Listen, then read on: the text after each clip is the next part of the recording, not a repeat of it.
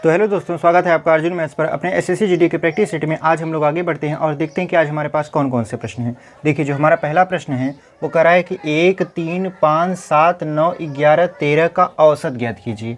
यानी इसमें अगर आप देखें तो ये विषम संख्या है और विषम संख्या का औसत पूछ रहा है। तो n विषम संख्याओं का औसत n ही होता है, मतलब इसमें जितनी संख्या है उसका औसत उतना ही होगा। देखिए कितनी संख्या है, 1, 2, 3, 4, 5, 6, 7। यानी अगर इसका औसत पूछा जाए तो इसका औसत हो जाएगा 7। तो कौन सा उत्तर हो जाएगा आपका? Option number D is the right answer. लेकिन एक तरीका और है, उसको भी अप्लाई करके हम लोग लगा सकते हैं। देखिए, जब किसी संख्या के बीच समान अंतर होता है, जब किसी संख्या के बीच समान अंतर होता है और उसका औसत पूछता है, तो हम औसत निकालने के लिए पहली संख्या प्लस आखिरी संख्या को जोड़कर उसमें 2 से भाग देते हैं। देखिए, 1 और 13 को जोड़ेंगे तो हो जाएगा 14 और 2 से भाग करेंगे तब पर भी कितना आ जाएगा? 7 आ जाएगा। यानी 2 तरीके हैं आपके पास, दोनों में से कोई एक सा भी तरीका आप लगा लोगे तो आपका आंसर आ जाएगा। उम्मीद है आपको ये समझ में आया होगा। तो बढ़ते हैं अपने अगले प्रश्न की तरफ और देखते हैं कि हमारा अगला प्रश्न क्या है। यदि आप हमारे चैनल पर पहली बार आ रहे हो तो हमारे चैनल को जरूर सब्सक्राइब करिए।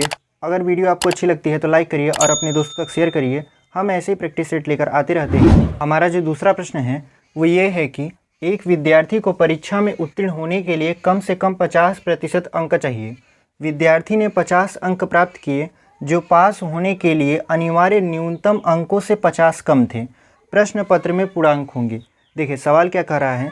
सवाल कह रहा है कि किसी विद्यार्थी को पेपर में पास होने के लिए कम से कम 50% मार्क्स चाहिए।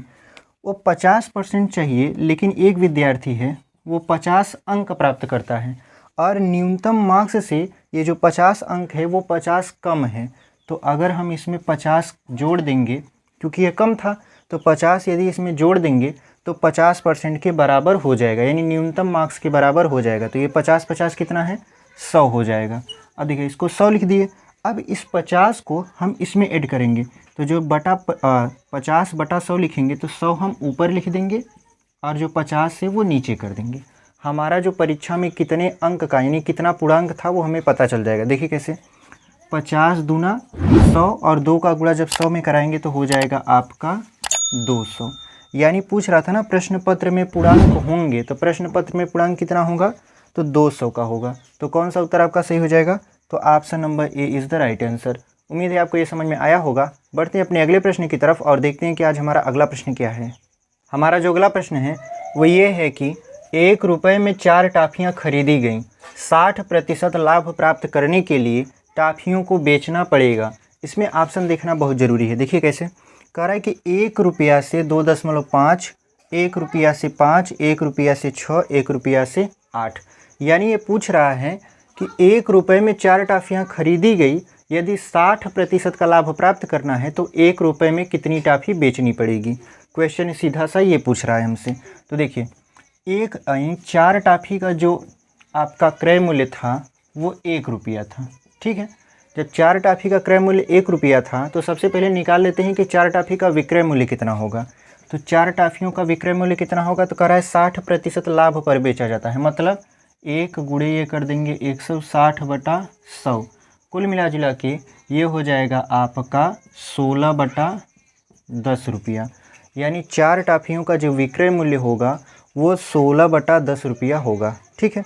अब कह रहा है कि 1 रुपये में कितनी टॉफ़ी बेची जाएगी। तो देखिए, 1 रुपया में 4 टॉफ़ी खरीद रहा था, अब वो 4 टॉफ़ी बेच रहा है 16 बटा 10 रुपया में, यानी 16 बटा 10 रुपया में वो 4 टॉफ़ी बेच रहा है।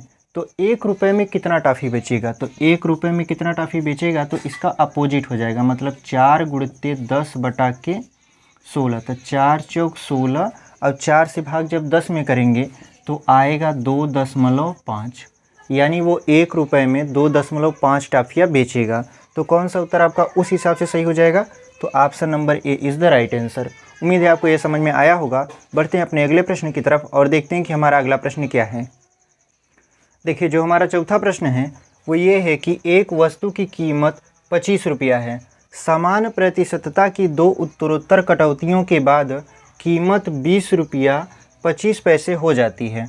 हर बार कटौती x% थी तो x की वैल्यू का होगा। यानी x बराबर 9%, x बराबर 10%, x बराबर 11% या x बराबर 11.5%। देखिए जब ऐसे प्रश्नों को हल करना होता है तो बहुत सिंपल विधि से हल कर लेते हैं। कैसे? देखिए जो वस्तु की कीमत थी शुरू में वो 25 रुपया थी, इस पर 2 कटौतियाँ दी गई हैं तो लिख लेते हैं 25 और कटौती दोनों कितना है x%, तो ये हो जाएगा 100 माइनस x बटा 100 और यहाँ पर भी हो जाएगा 100 माइनस x बटा 100। अब इसकी जो कीमत होती है वो कितना हो जाता है 20.25 रुपया हो जाता है। अब देखिए जो 100 बटा में है इधर जाएगा तो गुणा हो जाएगा और ये स्क्वायर हो जाएगा। कहने का मतलब अगर हम 100 माइनस x का इस तरीके से स्क्वायर लगाएं